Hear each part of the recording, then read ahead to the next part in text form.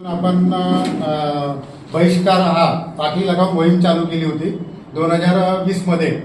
त्याच्यामध्ये तुमच्याच सर्व पत्रकारांना आम्हाला त्या बहिष्काराला चांगलं समर्थन दिलं होतं आणि त्याची एक पावती म्हणून पेपरमध्ये पण आहे बातमी, सर्व पेपरमध्ये बातमी होती। तर याच पद्धतीने आम्ही जर जनगणनेमध्ये कॉलम जर येणार नाही तर मग आम्ही याच प्रकारे आपल्या प्रत्येक ओबीसीच्या घरावर असे सकल मोर्चा म्हणून पाठी लावू का ओबीसीचा कॉलम नाही तर जनगणनेमध्ये आमचा सहभाग नसेल धर्मामध्ये ती होईल आणि त्या दृष्टिकोनातून तयारी आमची सुरू आहे। ही त्याचा पहिला टप्पा म्हणून 1-2 सभा आमच्या नागपूरला झाल्या, त्याचा एक भंडारा जिल्ह्यातला एक प्रकारचा टप्पा म्हणून आज आपण ह्या पत्रकार परिषदेमध्ये आपण बसलेले आहोत। तर प्रश्न क्रमांक त्या गॅझेटमध्ये तुम्ही बघाल की 12 मध्ये तुम्ही एससी आहात का, तुम्ही एसटी आहात का असे प्रश्न विचारले जातील, परंतु तुम्ही ओबीसी आहात का हा प्रश्न ओबीसींना विचारला जाणार नाही।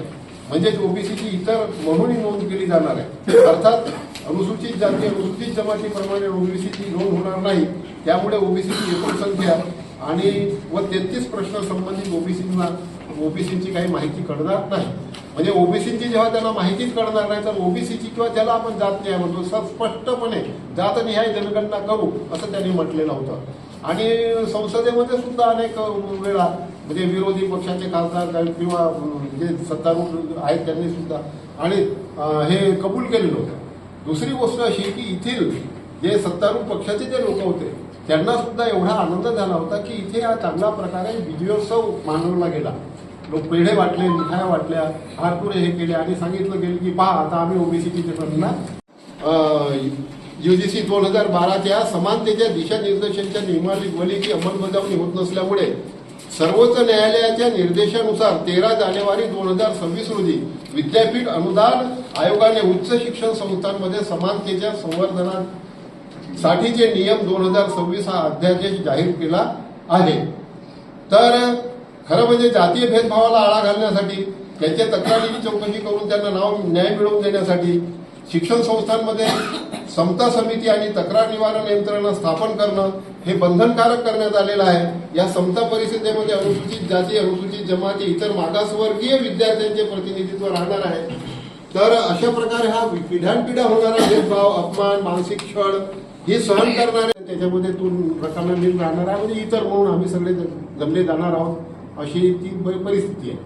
याचा अर्थ असा आहे की ज्या पद्धतीनं अगदी सुरुवाती काळापासून अगदी म्हणजे काँग्रेसच्या काळापासून सुद्धा जसं ओबीसीच्या जनगणना झाली नाही किंवा ते टाळलं गेलं आणि ओबीसीच्या जेव्हा जेव्हा आंदोलन वगैरे सगळे होत गेले होना चालू हुए और हमेशा जो भी बड़े जाति न्याय जो है या बड़े जाति के लिए न्याय देने की बात है तो हमको संघर्ष करना ही पड़ता है। खून तो मांगता ही है, हम तो खून देने के लिए तैयार ही है अभी।